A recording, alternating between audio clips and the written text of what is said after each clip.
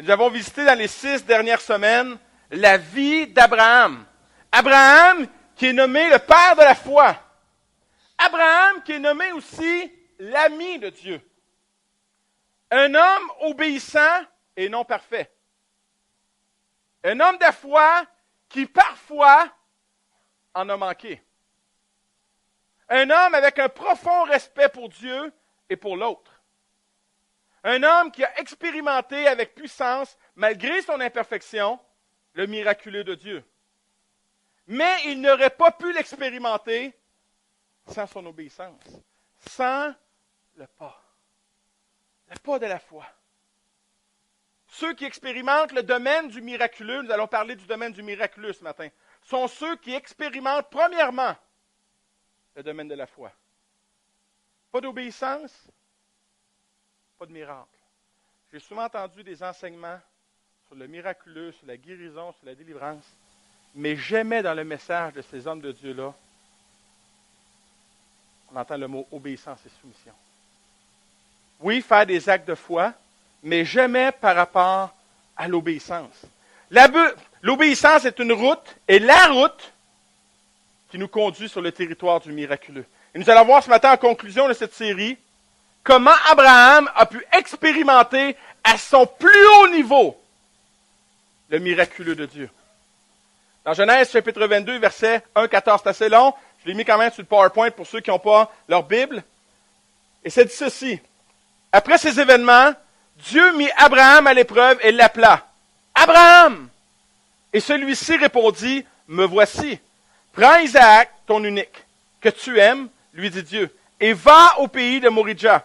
Là, tu me l'offriras en sacrifice sur l'une des collines, celle que je t'indiquerai. » Le lendemain, Abraham se leva de grand matin, sella son âne et amena 2 de ses serviteurs ainsi que son fils Isaac. Il fendit du bois pour l'holocauste, pour le sacrifice, puis il se mit en route en direction de l'endroit que Dieu lui avait indiqué. Après 3 jours de marche, Abraham, levant les yeux, aperçut le lieu dans le lointain. Alors il dit à ses serviteurs, « Restez ici avec l'âne, et le garçon et moi, nous irons jusque là-bas pour adorer Dieu, puis nous reviendrons vers vous. » Abraham chargea le bois de l'holocauste du sacrifice sur son fils Isaac. Il prit lui-même des braises pour le feu et le couteau. Puis tous deux s'en allèrent ensemble. Isaac s'adressa à son père. Abraham dit, « Mon père, Abraham dit, qu'y a-t-il, mon fils? Voici le feu et le bois, dit-il.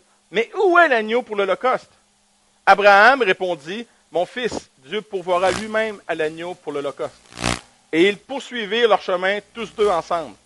Quand ils furent arrivés à l'endroit que Dieu lui avait indiqué, Abraham construisit un autel et y déposa les bûches.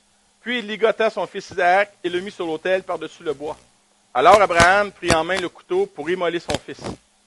À ce moment-là, l'ange de l'Éternel lui cria du haut du ciel, « Abraham, Abraham! Me voici, répondit-il. » L'ange reprit, « Mets pas la main sur le garçon, ne lui fais pas de mal, car maintenant je sais que tu respectes Dieu, puisque tu ne m'as pas refusé ton fils unique. » Alors Abraham aperçut un bélier qui s'était pris les cornes dans un buisson. Il s'en saisit et l'offrit en holocauste à la place de son fils. Abraham appela ce lieu Adonai Yireh, le Seigneur pourvoira. C'est pourquoi on dit aujourd'hui, sur la montagne du Seigneur, il sera pourvu. Plusieurs commentateurs bibliques, ils sont tous d'accord que le mont Moridja où Abraham a voulu sacrifier Isaac est la même montagne où a été bâti le temple. Et je crois que le miraculeux se manifeste sur le territoire de Dieu et non pas sur le nôtre. Dieu avait accompli un miracle incroyable dans la vie d'Abraham. 25 ans d'attente pour avoir la promesse. 25 ans d'attente. Mais Dieu désire lui en faire vivre un plus grand encore. Combien disent Amen à des plus grands miracles encore? Alléluia. Mais cela va encore demander à Abraham et nous demandera encore, vous avez dit Amen pour un plus grand miracle, dites Amen pour un plus grand acte d'obéissance. Plus grand acte d'obéissance encore. Et nous allons visiter ce texte ensemble et on va les décortiquer ensemble. Nous allons voir les 3 premiers versets, c'est ceci. Après ces événements, Dieu mit Abraham à l'épreuve. Il l'appela Abraham. Et celui-ci répondit, « Me voici. Prends Isaac, ton unique fils, on dirait que Dieu pèse encore sur les mots, sur le cœur d'Abraham. Prends ton unique fils, celui que tu aimes, lui dit Dieu, et va au pays de Moridja. Là, tu me l'offriras en sacrifice sur l'une des collines, celle que je t'indiquerai. Première chose qu'on va voir ce matin. Mise à l'épreuve. Dieu met Abraham, met le cœur, l'obéissance d'Abraham à l'épreuve. Dieu veut, par sa demande, éprouver la foi d'Abraham pour lui donner l'occasion de démontrer son obéissance et le faire grandir dans la foi et expérimenter avec une plus grande profondeur le miraculeux. Pourquoi? Parce que j'aimerais vous dire ce matin, dans toute sa simplicité, Dieu est encore aujourd'hui un Dieu de miracles. Il est encore aujourd'hui un Dieu de miracles. Ce n'est pas la volonté de Dieu que nous surfions sur le même miracle pendant des années. Un bon surfeur sait quand changer de vague. Le bon surfeur dans les compétitions ne surfe pas sur la même vague tout le long. Il sait quand que l'autre vague s'en vient, il va changer avant que l'autre vague arrive sur la berge. Pourquoi c'est la volonté de Dieu qu'on ne puisse pas surfer sur le même miracle? Parce que le miracle peut rapidement devenir une idole. Et encore une fois, plusieurs commentateurs disent les raisons pourquoi Dieu a éprouvé Abraham, c'était que Isaac était rendu le premier dans sa vie. Que Dieu n'avait plus la place qu'il avait avant Isaac. Dieu ne veut pas non plus que nous parlions de ces miracles dans un passé lointain. Dans le temps du réveil des années 80, dans le temps du réveil dans les années 1900 à Azusa Street en Californie, dans le temps, telle église, telle chose, ce n'est pas la volonté de Dieu de parler des miracles dans un passé lointain. Il désire nous faire surfer sur des miracles récents. L'Église du début n'avait pas le temps de surfer sur le miracle d'hier, car il s'en produisait tous les jours. Ils n'avaient pas le temps de parler de celui d'hier, parce qu'ils expérimentaient le miracle au quotidien. Le miracle d'hier nous empêche de voir celui d'aujourd'hui. Le miracle d'hier nous empêche de voir celui qui veut accomplir tellement plus. Les miracles ne se trouvent pas dans le spectaculaire ou dans certaines croisades, mais bien dans les choses simples de la vie. Jésus, en bon québécois, Jésus, ce n'était pas un show-off. Jésus ne cherchait pas le spectaculaire. Jésus n'a jamais placardé le temple. Ce soir, 19h, Mont des Oliviers, séance de guérison, venez tous. Pas du tout. Jésus, c'était du spontané. Jésus, c'était, il y a un besoin là, on le fait là. Des fois, il était tout seul avec la personne. Croisade de guérison, assistance, une personne, un aveugle. Yes, guéri. Une seule personne. Jésus ne cherchait pas les assistances. Jésus cherchait le besoin et il le rencontrait. Comme le disait Albert Einstein, il y a deux façons de vivre sa vie. L'une est d'agir comme s'il n'y avait rien de miraculeux. La deuxième est de faire comme si tout était miracle. Et de plus en plus, je me lève le matin, c'est déjà un miracle que je sois vivant. C'est déjà un miracle que je rouvre la champlure d'eau, que je puisse boire un verre. 95% des gens de la planète ne vivent pas ce miracle. On prend ça pour acquis. On prend ça comme ça nous est dû. Mais celui qui a une vision du miraculeux vit comme si tout était miracle. Et je crois que tout est miracle. Mon deuxième point. Me voici. Deux petits mots qui sont lourds de conséquences. Me voici. Me voici, c'est une attitude de cœur. Une disposition de cœur. Voici ma vie, voici mes dons, voici mes capacités. Me voici encore une fois, Seigneur. Me voici faisait partie de la vie d'Abraham. Ce n'était pas un me voici occasionnel. Ce n'était pas un me voici, Seigneur, mais le me voici d'une vie consacrée à Dieu. Ce me voici était une vie entièrement donnée pour la cause de Dieu. Et cela sans condition, sans négociation. Ce me voici, c'est le cœur qui s'est abandonné entièrement à Dieu. Me voici. Me voici, je suis prêt à t'écouter. Me voici, je suis prêt pour ce que tu vas me demander. Me voici à ta disposition. Me voici à payer le prix. Et cela peu en importe le coût. Me voici. Je suis prêt. Me voici car je suis prêt à expérimenter le divin. Je suis prêt à expérimenter le miraculeux. Pour tous ceux qui viennent le lundi soir, le mercredi après-midi et le mercredi soir dans nos réunions de prière, c'est le « me voici ». Et une sœur est venue témoigner. Je suis toujours, elle me demande toujours, cette sœur-là, « T'aimes-tu ça des témoignages? » Mais j'aime ça des témoignages. Et une jeune fille qui commence dans la foi, qui commence à l'église, est venue elle est venue à sa première réunion de prière lundi soir. Et le lendemain, je ne rentre pas dans les détails, mais le lendemain, des larmes coulaient de son visage. La prière, ça marche. Wow! Wow! Quelque chose qui était pratiquement impossible est arrivé.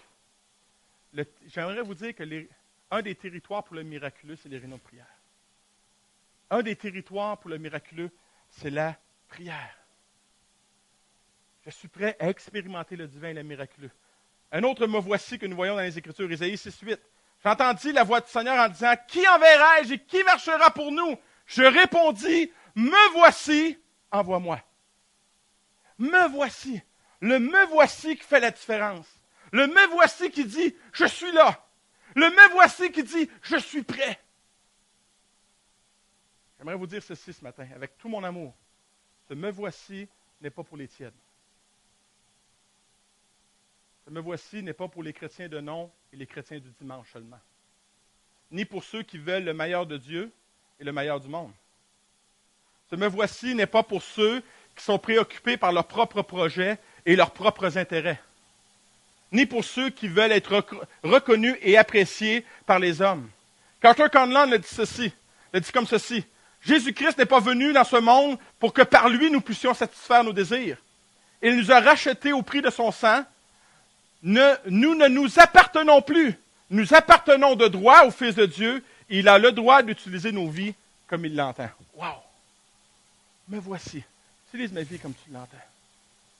Me voici. Fais ce que tu veux. Ce me voici désigne tous ceux qui aiment Dieu par-dessus tout et qui sont prêts à prendre le chemin de l'obéissance pour expérimenter le miraculeux. Car sans l'obéissance, le miraculeux ne se manifeste pas. Sans l'obéissance. Et nous allons le voir, plus on va aller. Mon premier point ce matin.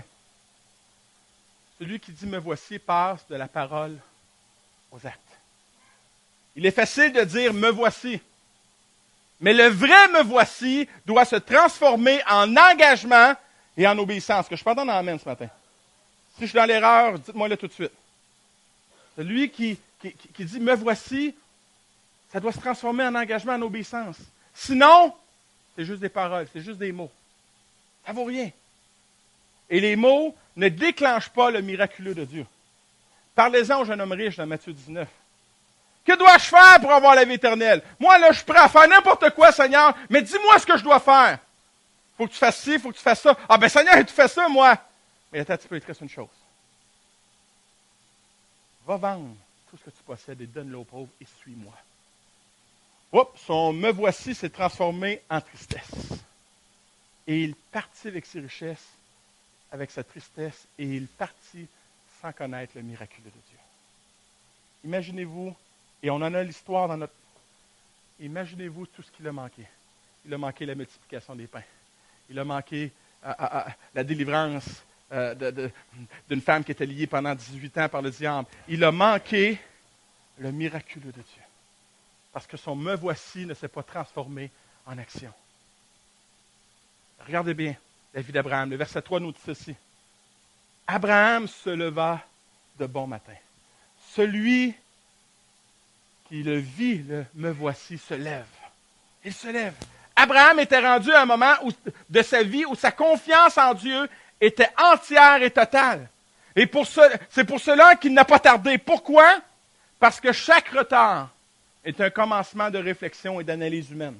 Je commence à calculer. Imaginez-vous l'épée qui transperce le cœur d'Abraham, où au moment où Dieu dit, ce que tu aimes le plus, là, donne-moi-le. Sacrifie-moi-le.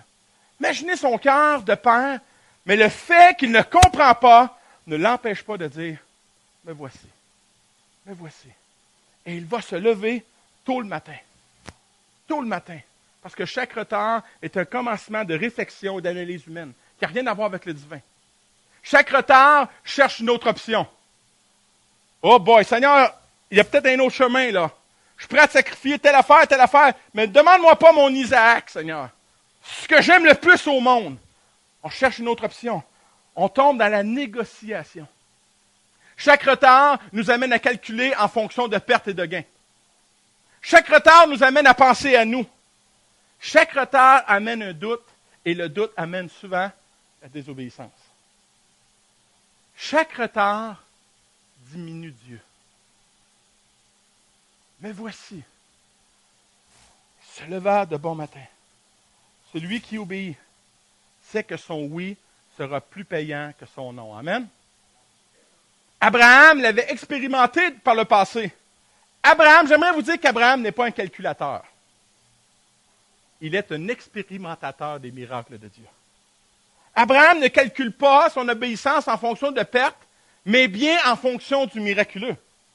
Et même si la demande lui transperce probablement le cœur, il se lève pour aller dans la direction du territoire du miraculeux. Et cela sans aucune hésitation. Il sait que Dieu va accomplir un miracle. Pourquoi? Parce qu'il marche avec la parole de Dieu dans son cœur. Son Isaac. Genèse 21:12 nous dit ceci, c'est par Isaac que tu auras une descendance. Le me voici manifeste. Seigneur, je ne comprends pas ce que tu me demandes, mais je marche avec ta promesse. Je marche avec ta parole. Je ne comprends pas tout, mais je marche avec ta promesse. Je marche avec ta parole. On va partir en campagne électorale bientôt. J'aimerais vous dire que cette promesse n'était pas celle d'un politicien. C'est celle d'un grand Dieu, qui ne ment pas. Abraham avait expérimenté cette promesse. Et à chaque étape de sa marche avec Dieu, Dieu le lui rappelait et le lui faisait expérimenter. Et il veut nous le rappeler à nous aussi ce matin. Que si nous abandonnons toute chose à Dieu, que nous ne pourrons être perdants. Que notre oui va toujours être plus payant que notre non. Et dans Luc 18, Pierre s'en va voir Jésus et il va lui dire, alors Pierre lui fait cette remarque, et nous avons abandonné tout ce que nous avions pour te suivre. Jésus leur dit, vraiment, je vous l'assure, si quelqu'un quitte à cause du royaume de Dieu, sa maison, sa femme, ses frères, ses parents ou ses enfants, il recevra beaucoup plus en retour dès à présent et dans le monde à venir, la vie éternelle. Il n'est pas en train de dire de quitter vos familles, il est en train de dire, c'est peut-être votre attitude. Votre attitude doit changer. Et moi, je veux devenir le premier dans votre vie. Et si tu fais ça, tu vas avoir tellement plus. Combien croient au plus de Dieu? Et Dieu veut qu'on l'expérimente. Expérimenter ce plus. Et nous pouvons marcher avec les promesses de Dieu. Hébreux 35 nous dit ceci, je ne te laisserai pas, non, je ne t'abandonnerai pas. Dans notre oui, Dieu va toujours être là. Il va toujours être présent. Et même si dans notre oui, nous traversons des épreuves, nous traversons des choses qui sont intenses, il nous promet ceci, si tu marches dans la vallée de l'ombre de la mort, je suis encore à tes côtés. Parce que tu me dis oui. Je suis avec toi. Tu ne seras jamais perdant à me dire oui. Le oui ne nous exempte pas d'épreuves, bien-aimés. J'ai dit oui à Jésus il y a 20 ans. Mes comptes d'hydro continuent d'augmenter, puis ils rentrent encore dans ma boîte à mal, puis je suis encore, par ma famille, bizarre et tout ça. J'aimerais vous dire que Jésus est avec moi. Parce que j'ai expérimenté dans ma vie que mon non n'était pas payant, mais que mon oui était pas mal plus payant. Et j'aimerais vous dire ce matin que des fois, j'expérimente encore le non. C'est comme ça. Parce que je crois encore que je suis plus fin que Dieu. Mais j'aspire à vivre une vie comme Abraham. Le oui d'Abraham permettra à Dieu de se manifester miraculeusement. Et c'est là le summum de la foi. Marcher en avant sans comprendre. Obéir sans chercher à comprendre. Mon deuxième point. Abraham, ce n'est pas seulement quelqu'un qui dit « me voici », Ce n'est pas seulement quelqu'un qui se lève de bon matin pour mettre en action les promesses de Dieu, mais c'est celui qui se prépare pour le miracle. Abraham qui se prépare pour le miracle. Le miracle, j'aimerais vous dire que le miracle ne nous tombera pas. Dieu peut faire ce qu'il veut. Mais dans la majorité des cas, le miracle n'est pas arrivé sans un pas de foi d'une personne. La femme qui était atteinte d'une perte de sang depuis 12 ans, qui avait ses menstruations pendant 12 ans, qui avait dépensé ses sous à tout le monde, si elle ne va pas, en bon québécois, se garrocher sur le vêtement de Jésus, elle n'est pas guérie. Est-ce qu'on est d'accord? Si elle reste à s'apitoyer dans sa maison, non. Mais elle prépare le miracle. Comme Abraham. Verset 3 nous dit ceci, Abraham scella son âne, il fendit du bois pour le sacrifice. J'aimerais vous dire, on ne se prépare pas pour le miracle dans la désobéissance. On ne se prépare pas pour le miracle en négligeant notre relation avec Dieu. On se prépare en étant convaincu que Dieu va accomplir de grandes choses suite à notre obéissance. On ne se prépare pas à l'obéissance sans jamais lire notre parole, sans jamais prier, sans jamais jeûner. On ne se prépare pas à un miracle de cette façon, à négliger notre relation avec Dieu. Et j'aimerais vous dire que quand Abraham scelle son âme, et le texte est très clair là-dessus, on ne sent pas Abraham stressé ou plaintif. Il prépare son stock. Seigneur, qu'est-ce que tu fais là? Tu me demandes de ce que j'ai le plus précieux, puis il prépare ses affaires. Non, ça semble être un homme confiant aux promesses de Dieu. Il ne semble pas non plus avoir de retenue dans sa préparation. Je suis convaincu qu'Abraham amène une corde de bois. Il n'amène pas la corde d'une bûche à la fois pour retarder son départ. Abraham, c'est un homme entier. La préparation est une preuve d'obéissance inconditionnelle, mais aussi un désir profond d'expérimenter le miraculeux de Dieu. Une des meilleures preuves que je vois, c'est ainsi, c'est que je sais, par la senteur, que les cultivateurs préparent leur champ. Je le sais. Le miraculeux des récoltes de l'été vient suite à une préparation de l'automne. Même dans la nature, même dans les choses dites normales, il y a une préparation pour le miraculeux. Et il sait que son champ est le territoire pour le miraculeux. Le territoire qui va lui rapporter gros. Il ne peut se permettre de le négliger. Il doit obéir aux lois de la nature et donner ce qu'il y a de meilleur pour sa terre. Je pense en amène. Donc Abraham se prépare pour le miraculeux et finalement, c'est le départ vers le miraculeux. Verset 3. Abraham partit pour se rendre à l'endroit que Dieu lui avait indiqué. Le 3e jour, Abraham, levant les yeux, vit l'endroit de loin. Le 3e jour, imaginez-vous, Abraham marche pendant 3 jours. Et je suis convaincu d'une chose, quand on regarde le texte, quand on réfléchit au texte, Abraham n'est pas en train de se plaindre à Dieu pendant 3 jours. Qu'est-ce que tu me demandes là? Ça n'a pas de bon sens. Donc, je crois qu'Abraham, en homme de foi, Seigneur, je ne comprends pas. Je ne sais pas comment tu vas le faire, mais je sais que tu vas le faire. Et je crois que ces 3 jours-là, c'est 3 jours de concert de louange, d'adoration devant Dieu, parce qu'il avait déjà expérimenté le miraculeux avant. Rien dans le texte ne nous laisse croire qu'Abraham est abattu ou découragé. Il aurait pu abandonner après un jour, de dire « Oh boy, non, on revient en arrière, puis moi je garde mon Isaac pour moi. » Mais son oui est un vrai oui. Il est convaincu que Dieu va accomplir quelque chose de puissant et de miraculeux. 3 jours. Après 3 jours, il lève les yeux. Il ne lève pas des yeux inquiets, pas du tout. Inquiet de ce qu'il peut perdre, inquiet pour lui-même, inquiet pour Isaac. J'aimerais vous dire qu'Abraham ne vit plus pour lui-même. Il n'est pas centré sur lui à regarder ces petites choses qu'il peut perdre, ce qu'il peut gagner, mais il vit pour Dieu et pour les autres.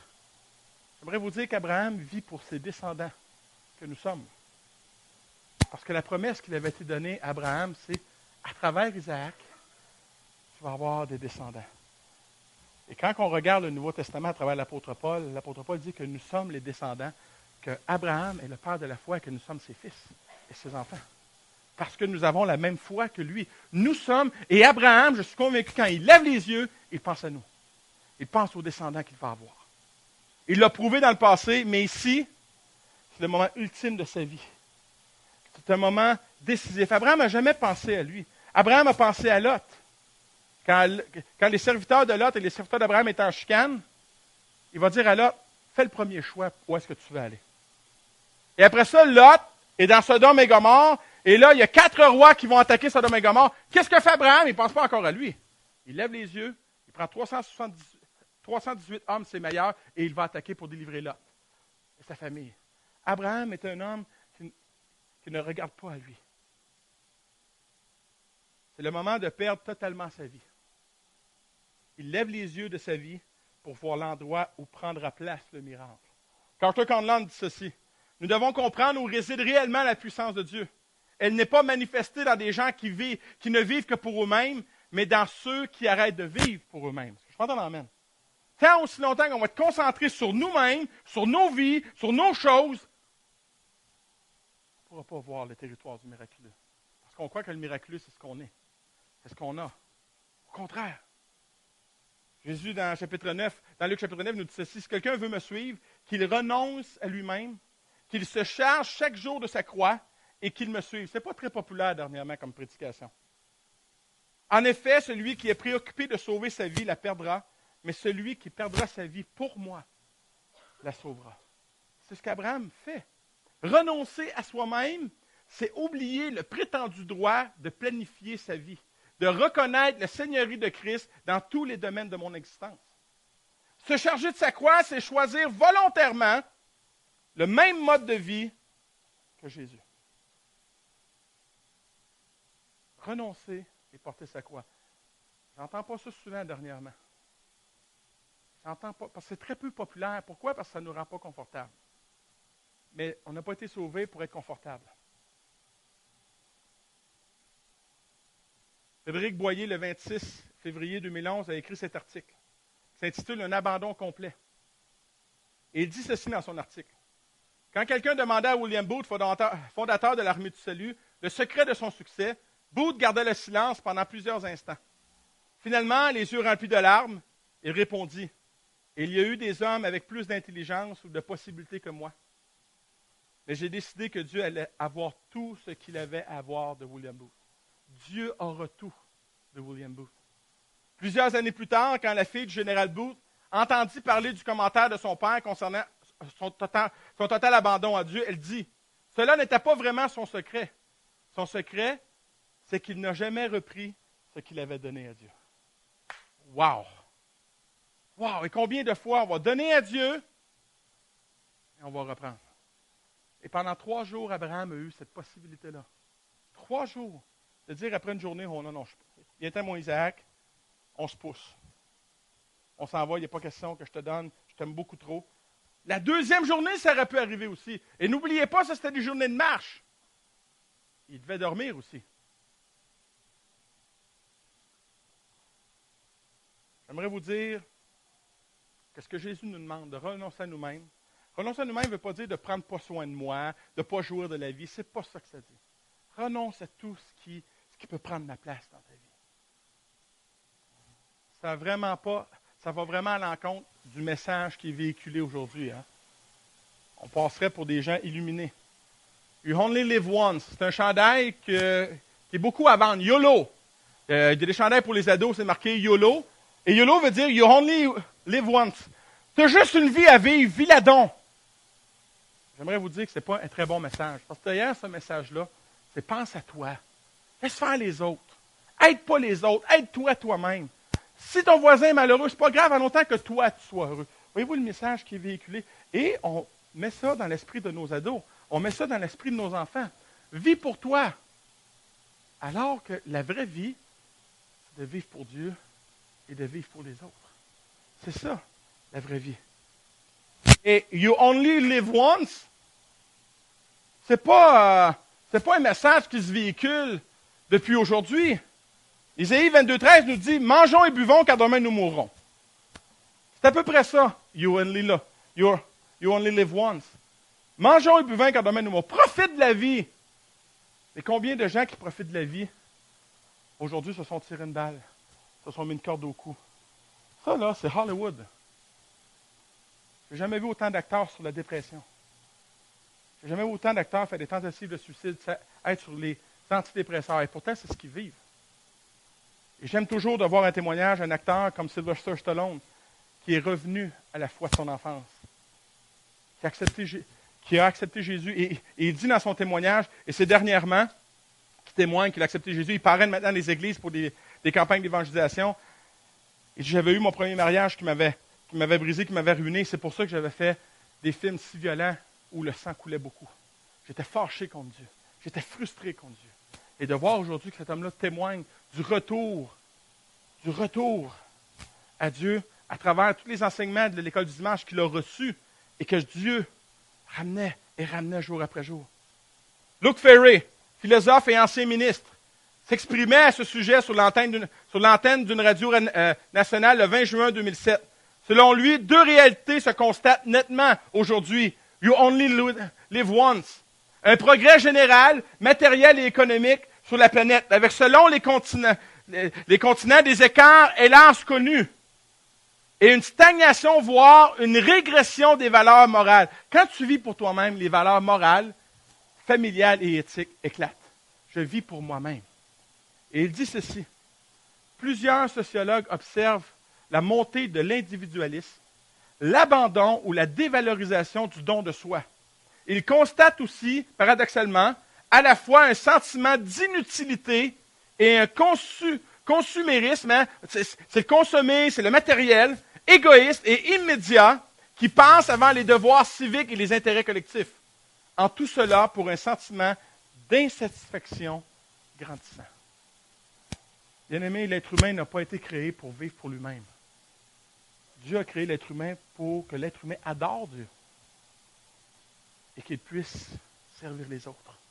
Et je crois que c'est là qu'on trouve notre plus belle valorisation. Notre plus grosse paye, ce n'est pas celle-là qu'on reçoit le dimanche.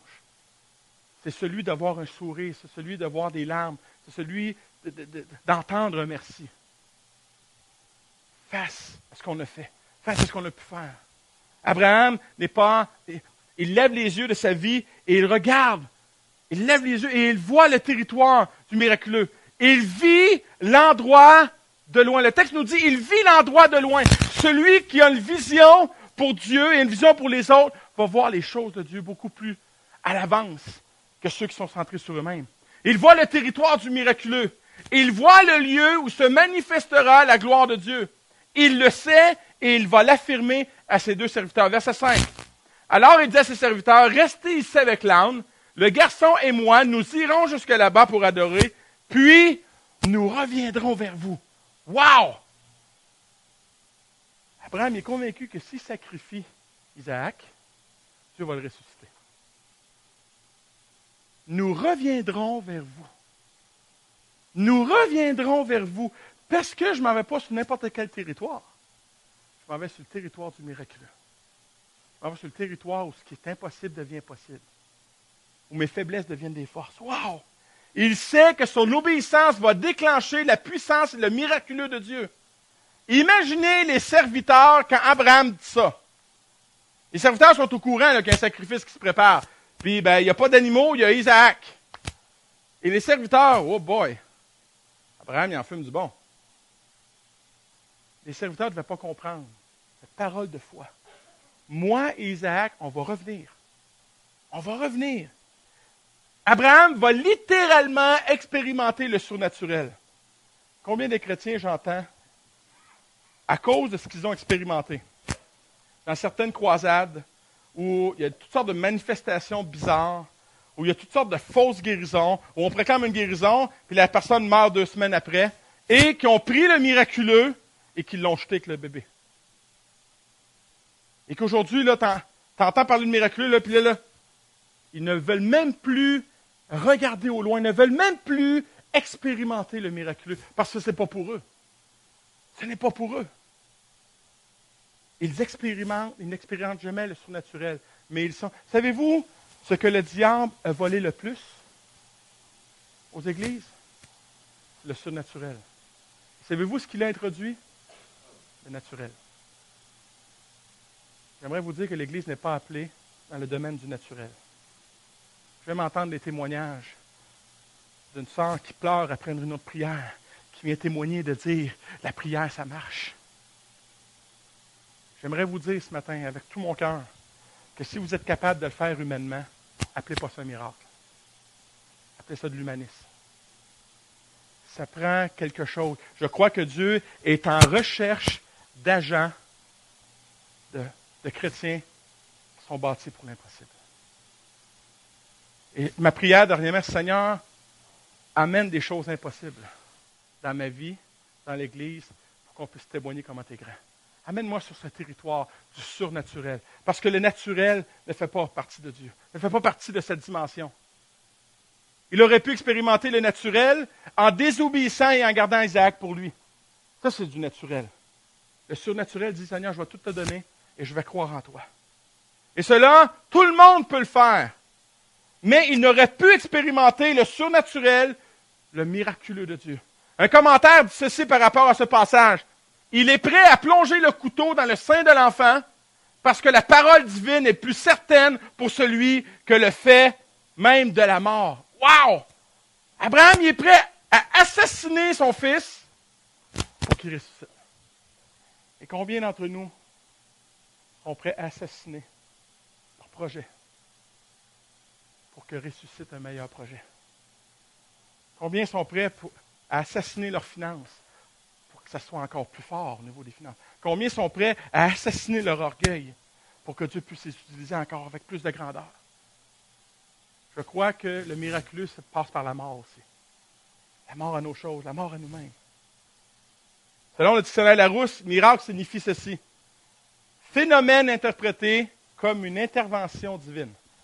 Même le Larousse a plus de foi que certains chrétiens. C'est des choses qui se produisent et qu'on peut juste interpréter par une seule affaire.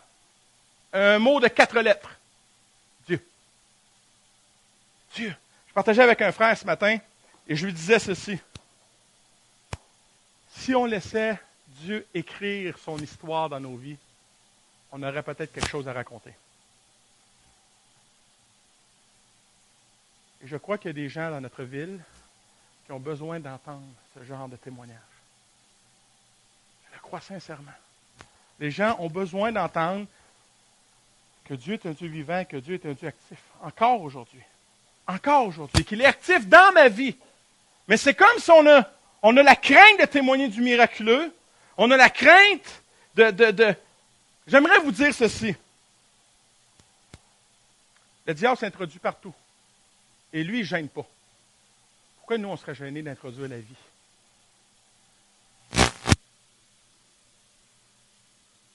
Plus on est gêné, plus le diable gagne du terrain. C'est ce que j'aimerais vous dire. Nous voyons Abraham, un homme décidé à payer le prix de l'obéissance. Parce qu'il y a toujours un prix à l'obéissance. Cela coûte quelque chose, suivre Jésus. C'est pas vrai que ça ne coûte rien. Oui, le salut est gratuit. Après ça, il y a quelque chose qui prend place. Mais nous voyons un homme prêt à expérimenter le miraculeux. Combien sont prêts à payer le prix pour expérimenter le miraculeux ce matin? Tommy Barnett a dit ceci. Il y a une formule clé, c'est celle-ci. L'obéissance au Seigneur est l'ingrédient déterminant pour susciter un miracle. J'aimerais vous dire qu'il n'y a aucun miracle qui va se faire si vous passez des heures devant Internet. Avez-vous déjà vu un miracle? Non. En passant des heures devant la télévision. En passant des heures à rien faire. Il n'y a aucun miracle qui prend place parce que ce n'est pas le territoire qui est propice au miracle. Moi, je crois que le territoire qui est propice au miracle, c'est quand on prend du temps dans sa parole. C'est quand on prend du temps dans un livre ou dans des livres que Dieu a suscité à travers des hommes et des femmes. Il n'y a aucun miracle possible sans l'obéissance. Le coût de l'obéissance n'est rien. J'aimerais vous dire, si je veux que vous reteniez de quoi ce matin, c'est cette phrase-là. Le coût de l'obéissance n'est rien à côté des dividendes du miraculeux. Oh yes! Tu penses que ça coûte cher l'obéissance? Attends bien d'avoir les dividendes du miraculeux. Tu vas dire, c'était rien, Seigneur, c'était rien. Et savez-vous quoi? Ça va nous inciter encore plus à obéir parce qu'on le sait que notre obéissance est beaucoup plus petite que ce que Dieu va manifester. L'obéissance, j'aimerais vous dire ceci, l'obéissance est un investissement dans le royaume de Dieu. Un investissement pour le miraculeux.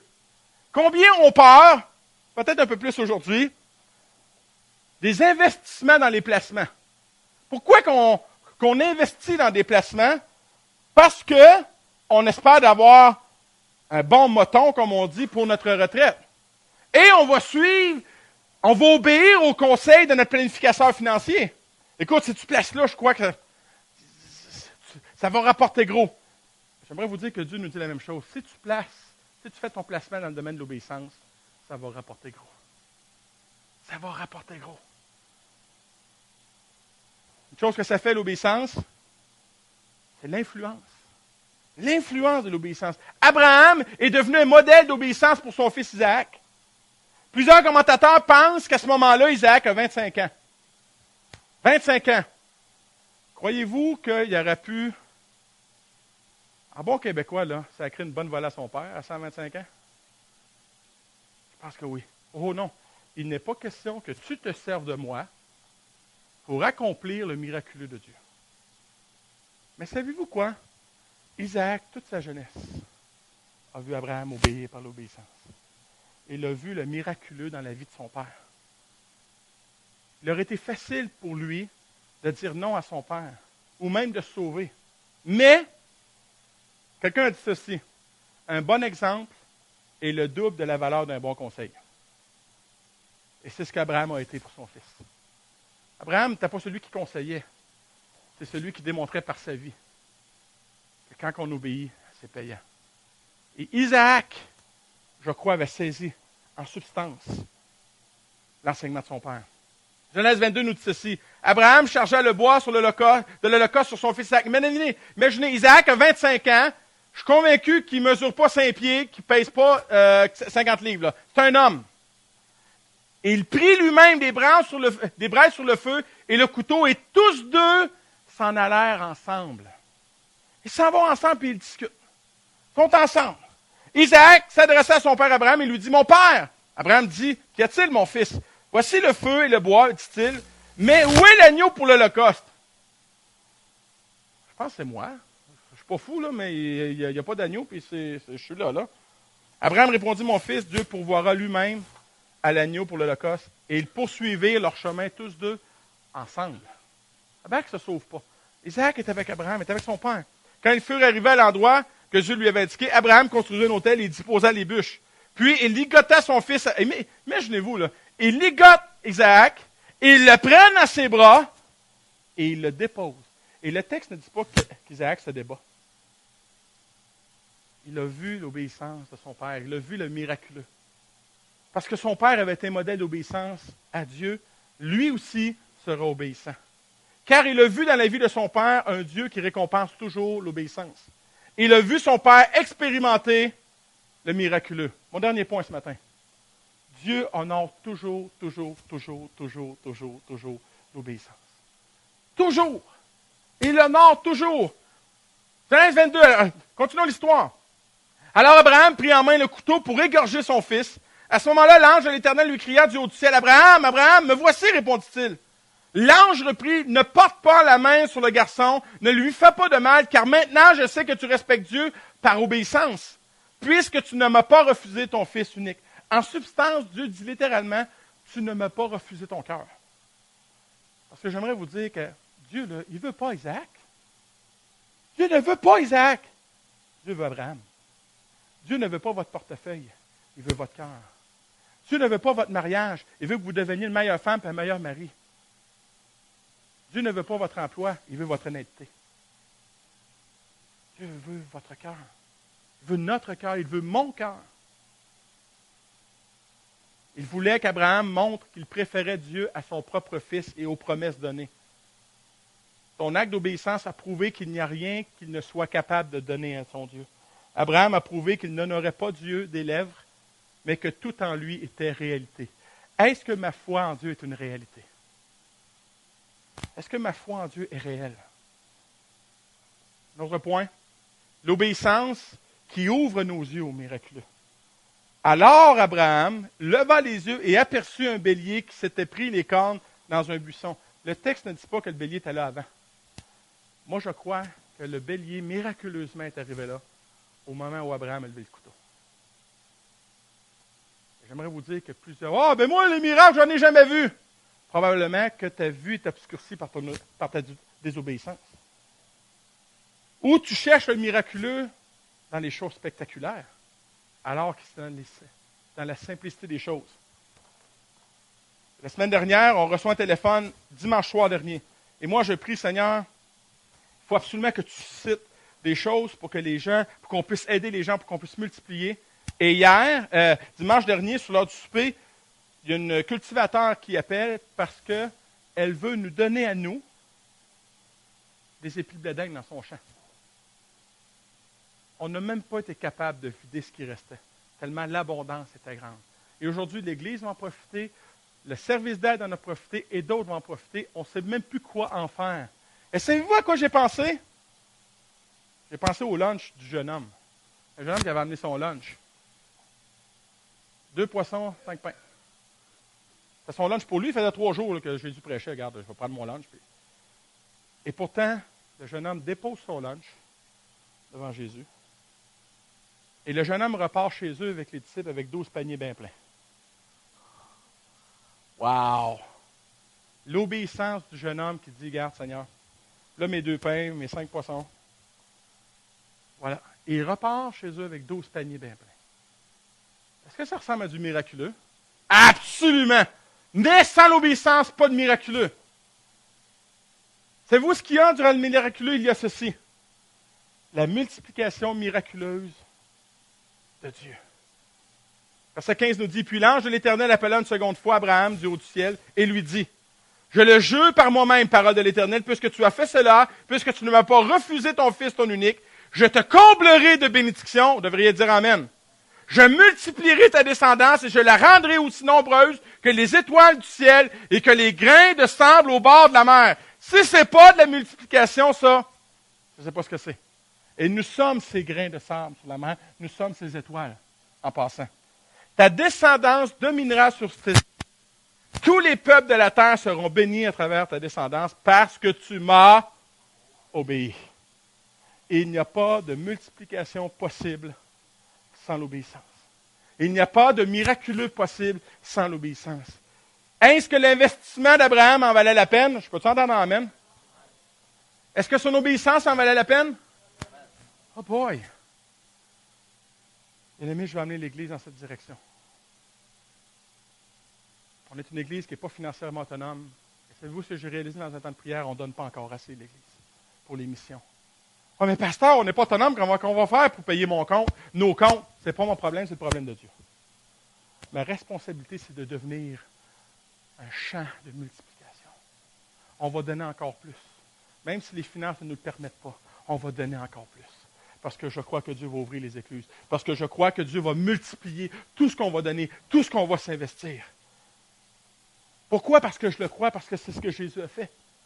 Jésus, la parole de Dieu nous dit que Jésus a été rendu, a été obéissant même jusqu'à la mort. L'obéissance de Jésus, c'est la mort. Ça a été le résultat de la mort. Mais regardez bien la multiplication. Tommy Barnett l'exprime comme ceci. Jésus est l'investisseur qui a fait le plus de profit dans l'histoire de l'humanité. Il a sacrifié sa propre vie sur la croix et cela lui a rapporté des milliards d'autres vies. Wow! Cela n'a rien de magique. C'est simplement un investissement. Jésus a investi dans l'obéissance jusqu'à sa mort. Et aujourd'hui, nous sommes encore la multiplication de son obéissance. Des milliards et des milliards de vies à travers l'histoire. Si ce n'est pas de la multiplication, j'aimerais inviter les musiciens. J'aimerais vous dire que Dieu accomplit le miraculeux en fonction de nos capacités et de nos possibilités. Celui qui vit, qui expérimente le miraculeux, vit dans une dimension surnaturelle. L'obéissance déclenche le miraculeux comme rien ne peut le faire.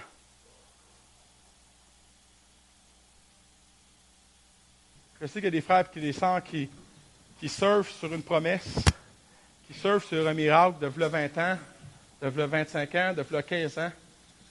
Et j'aimerais vous dire que ce matin, Dieu vous appelle à déposer ce miracle-là pour une fois pour toutes. De déposer votre promesse. De déposer ce que vous avez peur de déposer. Pour expérimenter encore quelque chose de plus grand. Dieu ne veut pas seulement que nous lisions des choses sur les miracles. Il ne veut pas seulement que nous sachions des choses sur le miracle. Il ne veut pas seulement que nous sachions qu'il en est capable. Il désire que nous l'expérimentions. Est-ce que je peux entendre amen? La parole de Dieu nous dit C'est un texte tellement mal compris, tellement mal interprété. Il vous sera fait selon votre foi. Tellement mal compris. Oh Seigneur, j'ai juste à croire.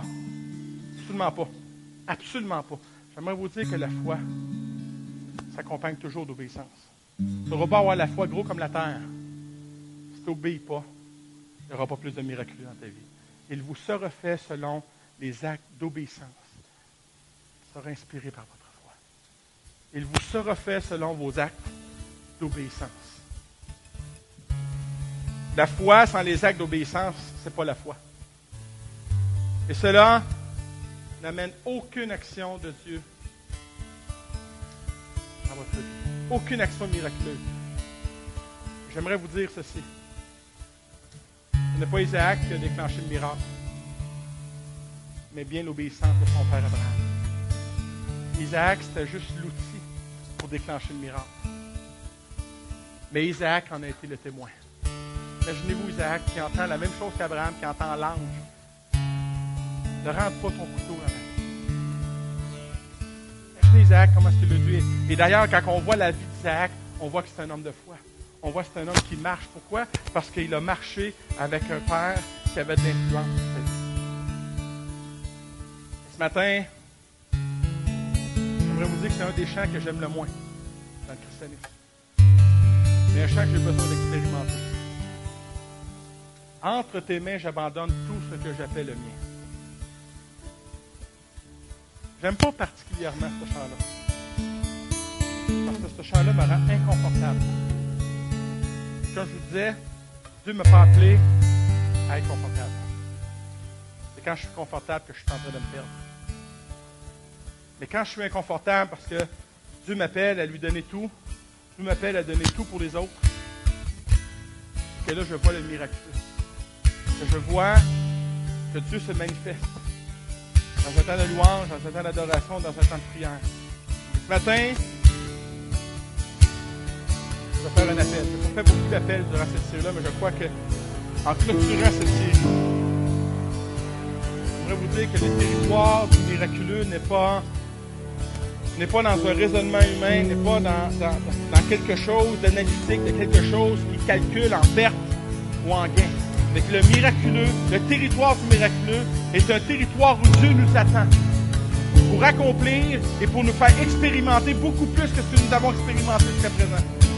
Le miraculeux, c'est pas seulement non plus, quoi que je le crois, n'est pas seulement juste dans les guérisons divines, dans la délivrance, il n'est pas juste là-dedans, quoi qu'il est là. Mais je crois que le miraculeux est dans les choses simples de la vie. Dans les choses simples et impossibles de la vie. Peut-être que le miraculeux pour vous ce matin, c'est Seigneur, rends-moi plus reconnaissant de ce que j'ai. Rends-moi plus reconnaissant de ce que j'ai. De moi d'avoir un esprit d'adoration. C'est peut-être ça le miraculeux d'ouvrir. Ouvre mes yeux à ce que j'ai. Ouvre mes yeux pour apprécier ce que j'ai déjà. Il y en a ce matin qui ont été ciblés par le Saint-Esprit. Homme avec homme, femme avec femme, les couples avec les couples. Je vous invite ce matin de venir apporter votre Isaac, de venir apporter ce qui peut déclencher le miraculeux dans votre vie, de venir expérimenter le miraculeux. Alors que tous ceux ce matin, que le Saint-Esprit présentement cible, viens me déposer ton Isaac, viens me déposer ton naturel, afin que je puisse te faire expérimenter le surnaturel et que tu puisses devenir un témoin d'influence pour tous ceux que tu côtoies. Que tous ceux qui veulent expérimenter le surnaturel ce matin puissent accepter l'appel de Dieu, afin qu'il y ait multiplication, afin qu'il puisse y avoir miraculeux dans votre vie, alors que tous ceux qui le veulent durant ce chant puissent s'avancer. Homme avec homme, femme avec femme, les couples avec les couples, et on va prier pour vous, au nom de Jésus. Amen. On peut reprendre ce refrain ce matin. Élevons nos cœurs, élevons nos mains, et réclamons le miraculeux pour notre vie.